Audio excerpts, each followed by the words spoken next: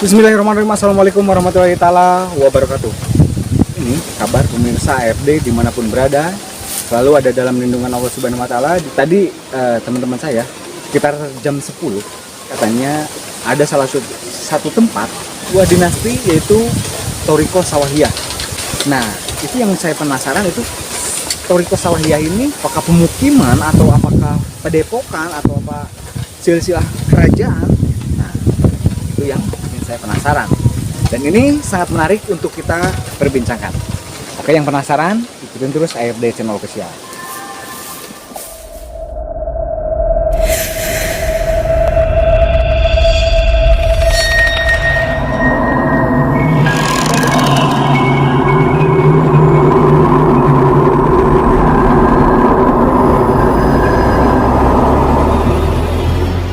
Timarana ya teh kan Di kota, Kang.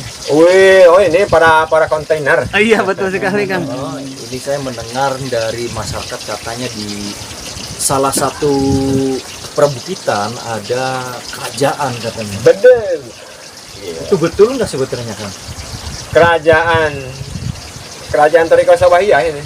Berarti betul berarti, Kang. Kerajaannya bercanda, kalau Thoriko Sawahiyahnya itu benar. Gitu. Tapi kalau kerajaan dalam pengertian kita punya aturan, punya tatanan, mungkin iya. Mungkin ya, dalam artian kan gini. Maksudnya kalau di sini itu kita punya cara pandang tersendiri tentang ya sikap kita terhadap hidup ini lah. Tuh. Disebut Thoriko Sawahiyah karena ini emang tempatnya di sawah. Nah, jadi tempatnya As-Sawahiyah. Gitu. Jadi bukan dalam pengertian Thoriko, dalam pengertian syariat agama, itu kejauhan. Benar kan gini, kita ngobrol agama benar ya. Iya. Kita kan kenal ada Thoriko Qadiriyah, Sadiliyah, terus Naksabandi. Kita hanya meminjam diksi itu aja sih sebenarnya. Kalau Thoriko Sawahiyah itu karena kita bertempat tinggal di sawah, maka kita mengatakan Thoriko Sawahiyah. Jadi pola hidup, cara berpikirnya juga ya berpikir ala udik kita, ala orang-orang kampung. Gitu. Makanya ya belajarnya juga gurunya ya jelas alam. Belajar bagaimana mencintai, menghormati, sinambung, hidup bareng dengan alam. Belajar bagaimana proses padi tumbuh, belajar bagaimana kenapa kepiting jalannya miring, belajar kenapa kalau ada sapung itu apakah petanda kemarau atau hujan, ada kupu-kupu terbang ke timur atau ke barat. Nah, belajar seperti itulah. Makanya udah menekan Thoriko Sawahiyah. Istilah aja sih sebenarnya. Dan mungkin gini, Kang, yang membuat langkah kami ke sini, dan Akang ini kan bukan orang sembarangan yang kami dengar. Dan Akang ini bersama istri Akang adalah orang intelektual. Bener, Kang, itu Kang. Yang kita dengar, yang kita dapat info bahwa Akang itu adalah orang intelektual yang bukan orang sembarangan, yang lebih memilih tinggal di hutan. Dan itu mungkin alasannya seperti apa, Kang? What is the meaning intelektual? Saya kurang ngerti. Apa sih maksudnya intelektual? Kalau bahasa kita orang pinter, Kang. Pinter juga saya bingung apa itu orang pinter. Gimana ya? Jadi kita kayak begini. Ada petani. Dia mengolah alam, mengolah sawahnya, mencangkul, merawat, kemudian panen. Itu kan pinter. Itu kan disebut orang pinter. Kenapa frame hari ini yang disebut intelektual, orang pintar itu satu, harus yang memiliki atau menggeluti pendidikan formal. Iya. Makanya ini saya kadang-kadang kesal ya. Makanya maksud saya pertanyaan tadi, what is the meaning intelektual? Apa yang disebut intelektual? Karena bagi saya intelektual itu adalah orang yang bisa memanfaatkan nalarnya, menggunakan hatinya, nuraninya, itu orang pintar. Makanya orang pintar itu berlaku bagi siapapun yang mampu mengejawantahkan apa yang diberikan Tuhan. Itu orang pintar. Makanya saya tidak setuju kalau intelektual itu harus lulusan kuliahan misalnya, bahwa yang disebut orang pintar itu orang yang bisa semacam para prama, bukan. Bagi saya intelektual itu adalah orang yang bisa memaksimalkan daya pikirnya, nalarnya, akalnya, otaknya, hatinya, nuraninya, instingnya. Siapapun mereka yang bisa menggunakan itu adalah orang pintar. Nah, dan saya tidak termasuk orang pintar itu, gitu. Karena kan saya masih belum bisa memaksimalkan nalar saya, pikiran saya. Saya juga masih blingsatan menggunakan insting saya, nurani saya. Contoh kayak gini, ada orang disebut orang pintar, lalu dia melihat tetangganya kelaparan. Harusnya kalau memang dia menggunakan otaknya, akalnya, ya tolonglah orang yang kelaparan itu, bantulah orang-orang miskin itu. Kalau dia tidak menggunakan itu, berarti dia tidak menggunakan otaknya. Bagi saya dia bukan orang pintar. Kita lagi jalan nih, di jalan, lihat duri. Seorang profesor, jika dia lewat ke jalan dan melihat duri di jalan, tapi dia tidak membuang duri itu, bagi saya pak yuk. Dia bukan orang pintar. Seorang ulama, dia punya pengetahuan tentang agama, bagaimana hidup dalam menunaikan kebaikan, tapi dia tidak melaksanakan kebaikan itu. Bagi saya pakir dengan kiai seperti itu, dia orang bodoh, pejabat, sama aja. Jadi pengertian bagi saya intelektual itu, orang pintar itu orang yang bisa menggunakan nalarnya, insting dan nuraninya semuanya demi kebaikan. Itu baru dikatakan pintar. Bagi saya sih seperti itu. Jadi kalau ada orang bilang di sini orang pintar, enggak. Orang pintar mas saya udah hidup baik. Selama ini saya juga belum merasa baik gitu. Ya mungkin gini Kang, kalau mungkin pada umumnya orang-orang yang memiliki kelebihan yang luar biasa itu kebanyakan kan berbau. Tapi mungkin yang kita pengen tanyakan, kenapa sih Akang lebih memilih tinggal di di tengah hutan? Apakah tujuannya seperti apa? Mungkin ada hal-hal yang mungkin kita belum tahu Kang. Visi misinya seperti apa? Kita ngobrol yang sederhana aja ya. Yang paling sederhana begini,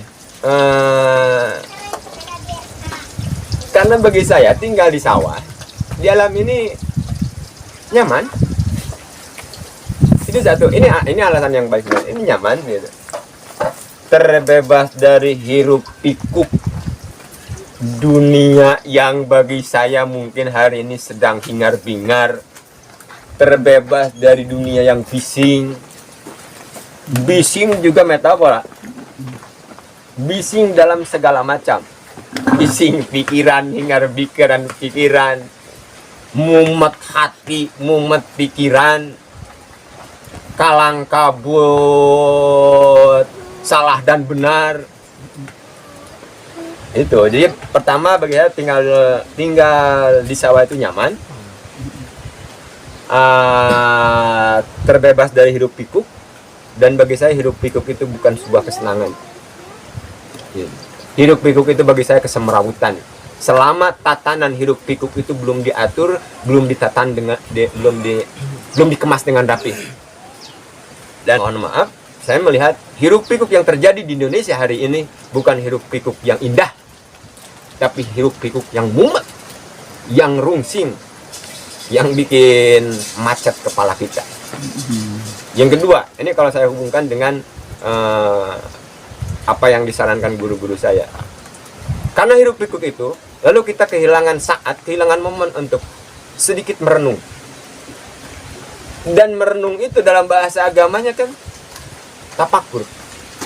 Karena kita terbiasa di dalam hiruk pikuk, kapan kita sekali-kali semedi, sekali-sekali bertapak, sekali-sekali berzikir, merenung, bertafakur. Nah, menyepikan diri itu.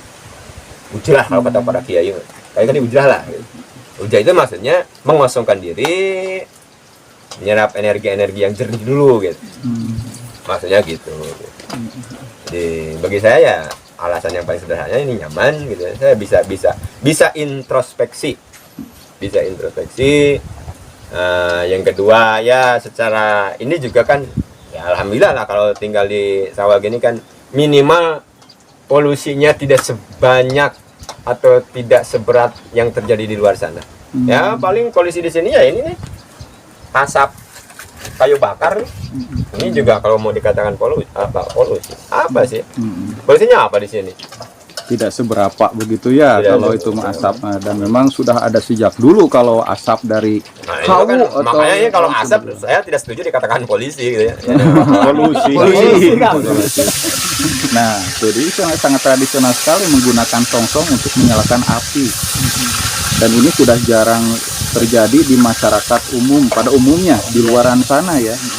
Sudah modern lah. Kalau ini memadukan masih ada seni-seni tradisional seperti zaman dahulu. Ada Dan nih yang modernnya ada. modernnya ada. Jadi mempertahankan yang tradisional dan tidak ketinggalan dengan yang modern gitu. Jadi dia gini, ini juga yang harus kita pahami bahwa misalnya ini juga ngapain sih saya susah-susah gitu. Konsepnya bukan saya tidak ingin, ya itu jangan modern juga ada. Tapi maksudnya gini, ini saya ingin mengajak siapapun di luar sana, ketika loh kalau memang masih ada kayu bakar ngapain susah-susah harus mikirin gas gitu, maksud saya itu gitu. Jadi saya tidak anti kompor, tidak. Cuma maksudnya ya kalau ini masih bisa dibakar dan proses pembakaran ini juga bisa bermanfaat, ribet amat sih gitu.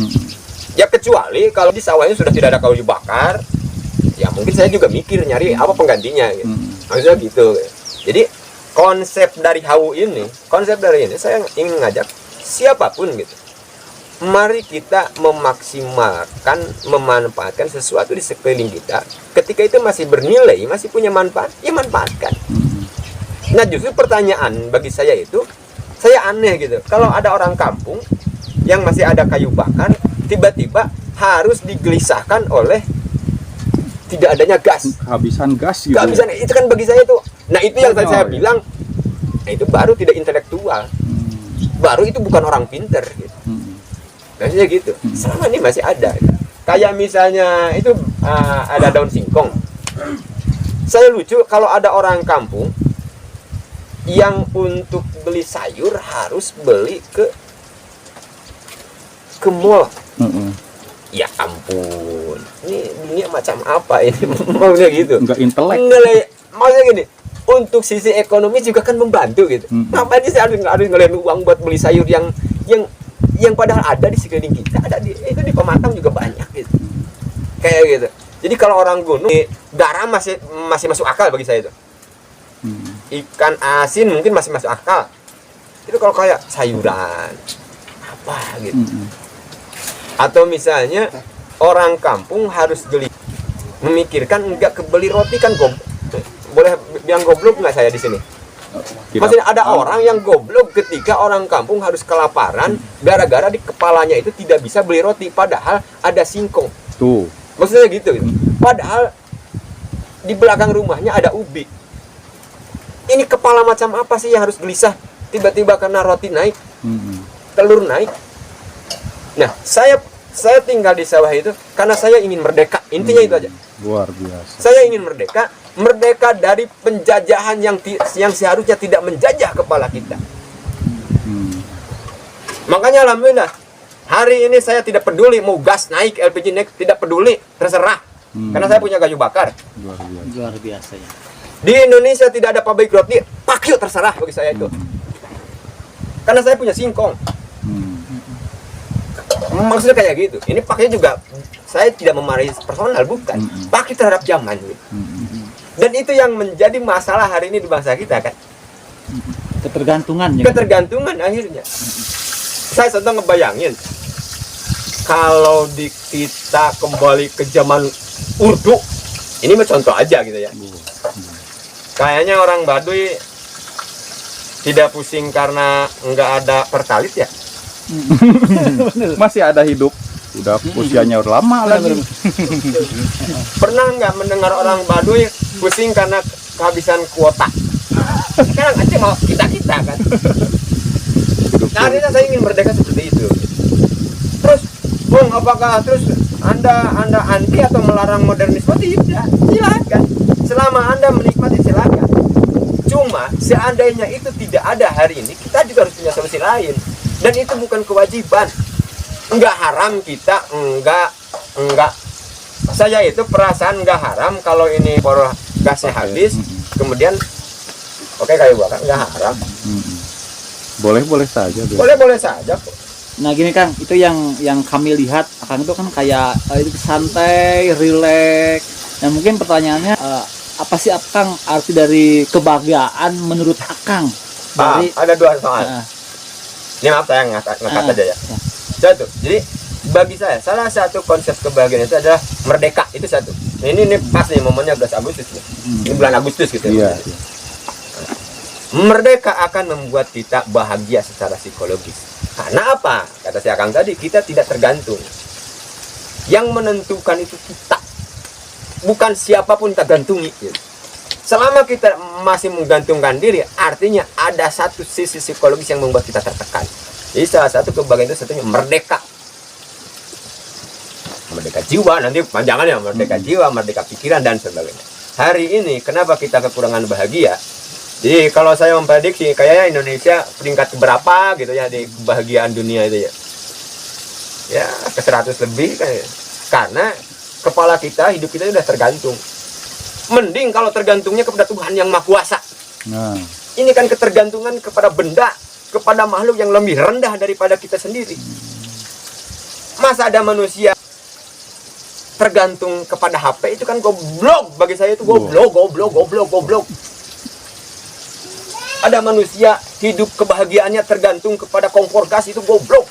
Ini nggak kasar kan, saya bilang goblok kan. Pat itu. Ada manusia kebahagiaannya tergantung kepada ATM. Dari mana ya? Enggak ada rumus yang mengatakan kebahagiaan manusia terletak kepada penuh dan kosongnya ATM. Tidak ada. Itu hanya pikiran-pikiran yang menjebak pikiran kita. Itu. Jadi masuk kepada tadi pertanyaan bahagia. Nah, termasuk ini yang ingin saya sampaikan. Bagi saya, bahagia itu kan sebuah kata sifat. Nah, pertanyaannya, kita mencari bahagia yang kata sifat, tapi yang dicarinya adalah benda, wujud. Sifat harus dicari dengan sifat, benda harus jadi benda. Ingin bahagia kalau punya duit itu kan benda, nggak nyambung benda dengan sifat. Jadi kalau ingin mencari kebahagiaan, sifat carilah dengan sifat lagi. Sifat maksudnya ke rasa. Maka orang banyak suka terjebak kita mencari kebahagiaan dengan benda. Benda perantara bos. Jadi kalau ingin nyari kebahagiaan, maksudnya ke rasa. Dan rasa itu tidak terbatas oleh ruang dan waktu. Wah, luar biasa.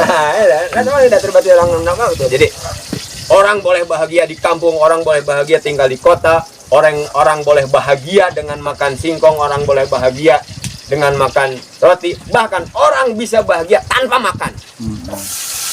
Karena rasa. Ada gitu orang yang bahagia tanpa makan? Wah, obrolannya makin jauh. Orang-orang puasa, apa kita menganggap mereka tidak bahagia? Bahagia ya. Jadi mungkin pada kesimpulannya bahagia itu bisa ditemukan dimanapun. Jangan terbatas, jangan dibatasi bahagia kita itu. membatasi bahwa bahagia itu hanya ada di mall, bahagia itu hanya ada di kota, bahagia itu hanya ada di gedung mewah, padahal itu mah benda, bukan dirasa. Tapi kalau dirasa, maka saya yakin bahagia tidak akan ditemukan di orang yang sedih. Nah, itu kan padanannya. Masalah tempatnya dimanapun, masalah baju apapun. Nah, ya gitu. Nah, kalau ingin nyari bahagia, ya carilah di sifat itu, dirasa itu, bukan dibentuk, bukan di bangunan, bukan di infrastruktur. Itu. Ini Kang, ngomong-ngomong, tadi kan kita melewati hutan, masuk ke sini seperti masuk ke dunia baru yang dikatakan orang itu dinasti Thoriko Sawahiyah. Nah, mungkin ini saya mau tanya nih ke Akang. Akang di sini tinggal dengan siapa? Kemudian ada bangunan-bangunannya unik begitu. Ini Akang itu sebetulnya siapa sih di dinasti Thoriko Sawahiyah ini? Jadi saya mau bilang ya, itu semua hanya Tariqah Sawahiyah hanya sebuah istilah aja lah. Kebetulan kita tinggal di sawah dan mencoba membuat tatanan baru ala sawahiyah gitu kan. Ya. Ini saya bersama anak-anak istri di sini. Yang di belakang pakai Ini- sweater kuning.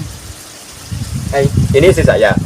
Istri saya. Kita anak udah 4, ini satu lagi sedang lagi ngandung ya. Anak-anak. Alhamdulillah. Nah, kayak gini. Ini pada akhirnya saya sehat-sehat aja tinggal di sawah. Udah lama kita nggak makan apa spaghetti ya. Hah? Lupa lagi saya rasanya itu seperti apa. Ternyata biasa aja.